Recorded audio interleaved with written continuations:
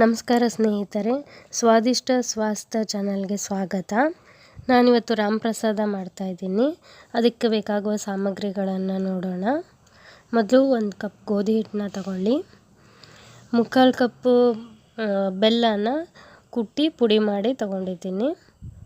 1 2 spoon ತುಪ್ಪ, ನಿಮ್ಗೆ ಯಾವ್ದು ಇಷ್ಟನೋ ಆ ತುಪ್ಪ ತಗೊಳ್ಳಿ. ಒಂದು ಸ್ವಲ್ಪ ಏಲಕ್ಕಿ ಪುಡಿ, ಏಲಕ್ಕಿನ ಪುಡಿ ಮಾಡಿ ತಗೊಂಡಿದ್ದೀನಿ. ಒಂದು ಸ್ವಲ್ಪ ಅವಲಕ್ಕಿನ ಕರೆದು ಇದಕ್ಕೆ ಹಾಕಿದರೆ ತುಂಬ ಚೆನ್ನಾಗಿರುತ್ತೆ. ಈಗ ಮಾಡೋ ವಿಧಾನ ನೋಡೋಣ ಬನ್ನಿ.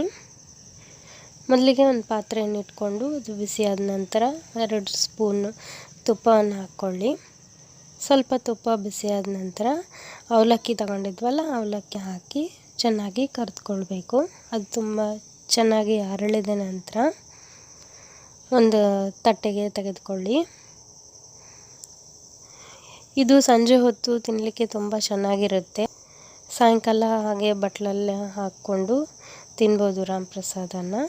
ರಾಮನವಮಿ ದಿವಸ ರಾಮಪ್ರಸಾದನ ಮಾಡ್ತಾರೆ. ನಿಮ್ಗೆ ಬೇಕಾದಾಗ ತಿನ್ಬೇಕನ್ನಿಸ್ದಾಗ ಕೂಡ ಮಾಡ್ಕೋಬೋದು. ಅದೇ ಉಳಿದಿರುತ್ತಲ್ಲ ತುಪ್ಪಕ್ಕೆ ಗೋಧಿ ಹಿಟ್ಟನ್ನು ಹಾಕಿ ಚೆನ್ನಾಗಿ ಹುರಿದುಕೊಳ್ಳಿ. ಈ ಟೈಮಲ್ಲಿ ಫ್ಲೇಮ್ನ ಲೋ ಇಡಿ, ಭಾಳ ಸಣ್ಣ ಉರಿಯಲ್ಲಿ ಹುರಿದುಕೊಳ್ಳಿ. ಅದು ಹಿಟ್ಟು ಕೆಂಪಗಾಗಿ ಸ್ವಲ್ಪ ರವ ಟೆಕ್ಸ್ಚರ್ ಬರಬೇಕು, ಅಲ್ಲಿವರೆಗೂ ಹುರಿತಾ ಇರಿ.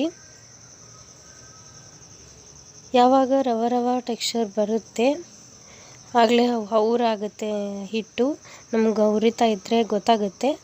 ಆಗ ಬೆಲ್ಲ ಸೇರಿಸಿ ಏಲಕ್ಕಿ ಪುಡಿನೂ ಹಾಕಿ ಇದೇ ಸಮಯದಲ್ಲಿನೂ ಚೆನ್ನಾಗಿ ಕಲಿಸ್ಕೊಳ್ಳಿ. ಬೆಲ್ಲ ಒಂಚೂರು ಗಂಟಿಲ್ದಾಗೆ ಎಲ್ಲನೂ ಚೆನ್ನಾಗಿ ಕಲಿಸ್ಕೊಳ್ಳಿ.